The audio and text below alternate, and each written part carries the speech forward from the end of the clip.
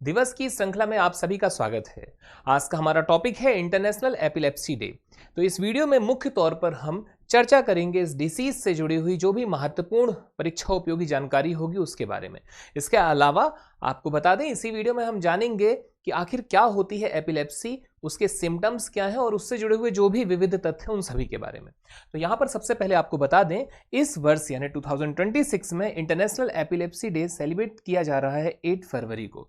इसके अलावा सबसे महत्वपूर्ण पॉइंट आपके सामने है, यह दिवस कब से शुरू किया गया है। तो वर्ष 2015 से इसकी पहल की गई और 2015 से प्रतिवर्ष यह दिवस second Monday of February celebrate किया जाता है, यानी कि फरवरी के दूसरे सोमवार को यह दिवस सेलिब्रेट किया जाता है। आगे आपको बता दें इसका उद्देश्य क्या है। तो मिर्गी के प्रति जागरूकता फैलाना, यानी कि अवेयरनेस को स्प्रेड करना। इसके अलावा इस स्थिति से जुड़ी हुई भ्रांतियों तथा सामाजिक कलंक को दूर करना। अब बात करते हैं कि किसके लीडरशिप में या किसकी पहल थी, किसके नेतृत्व में यह दिवस सेलिब्रेट किया जा रहा है। तो यहाँ पर बहुत महत्वपूर्ण आपके दो यहाँ इंस्टीट्यूट आपको देखने मिल रहे हैं, दो संस्थान देखने मिल रहे हैं, इंटरनेशनल ब्यूरो फॉर एपिलेप्सी और इंटरनेशनल लीग अगेंस्ट एपिलेप्सी। इन दोनों की संयुक्त पहल से यह दिवस 2015 से सेलिब्रेट किया जा रहा है। आगे आपको बता दें, इससे जुड़ा हुआ अगला जो महत्वपूर्ण तथ्य है वो आपके सामने है। जी हाँ दोस्तों, WHO के अकॉर्डिंग इसकी जो परिभाषा है या इसे जो परिभाषित किया गया है वह आपके सामने है। Epilepsy is recognised by the WHO World Health Organization as a neurological disorder, यानी कि WHO ने इसे क्या कहा, तो इसे एक न्यूरोलॉजिकल डिसऑर्डर कहा। इसके अलावा आपको बता दें कि बेसिकली है क्या मिर्गी। तो मिर्गी एक दीर्घकालिक तंत्रिका संबंधी विकार है जिसमें मस्तिष्क की असामान्य गतिविधियों के कारण बार बार दौरे पड़ते हैं। इसके अलावा यह किस एज ग्रुप में हो सकता है, तो सभी आयु वर्ग में हो सकता है। और आप देख रहे हैं यहाँ आपको देखने मिल रहा है कि यदि सही समय पर इसका पहचान हो जाए तो दवाओं से कई मामलों में इसका प्रभावी इलाज संभव है। अब हम बात करते हैं इससे जुड़े हुए कुछ और महत्वपूर्ण तथ्यों की, जिसमें आपके सामने है इसके सिम्टम्स। आपको बता दें, सबसे पहला जो सिम्टम्स आपके सामने है वो है सडन लॉस।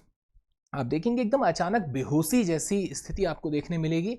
इसके अलावा आप देखेंगे अनियंत्रित कंपन या झटकेदार हरकतें, अनकंट्रोल्ड सेकिंग और जर्किंग मूवमेंट्स। एकदम ऐसा बिल्कुल एकदम झटके जैसा एहसास होता है जो भी इससे जुड़ा हुआ पेशेंट है उसके साथ में। भ्रम और स्मृति जैसे हानि भी देखने मिलती है। घूरने से जादू हो जाता है, ऐसे वाली स्थिति उसे देखने मिलेगी आपको। इसके अलावा सांस लेने में अस्थायी कठोरता, ये आपका एक सिम्टम्स है। तो ये सभी चीजें, इसके अलावा झुंझुनी जैसे महसूस होना, ये सब आपके इसके सिम्टम्स के अंतर्गत है। आगे आपको बता दें इसके कारण क्या है। तो लगभग 50% जो मामले हैं, अप्रॉक्स यहाँ पर आपको 50% जो केसेस देखने मिल रहे हैं इस बीमारी के, उसका कोई ज्ञात कारण नहीं है। पर हाँ, कुछ मामलों में यहाँ पर आपको देखने मिल रहा है कि genetics, brain injury, infection, stroke, tumour जैसी संभावना है कि इनसे भी आपका एक कारण यहां देखने मिल रहा है एपिलेप्सी का। अब हम बात करते हैं भारतीय परिप्रेक्ष्य में। तो आपको बता दें, नेशनल एपिलेप्सी डे सेलिब्रेट किया जाता है 17 नवंबर को, यानी कि भारत में मिर्गी जो दिवस है यह 17 नवंबर को सेलिब्रेट किया जा रहा है। और इससे जुड़े हुए अन्य महत्वपूर्ण तथ्यों की यदि बात करें तो आपको बता दें, भारत में मिर्गी की कुल दर प्रति 1000 व्यक्तियों पर लगभग 5.59 to 10 है।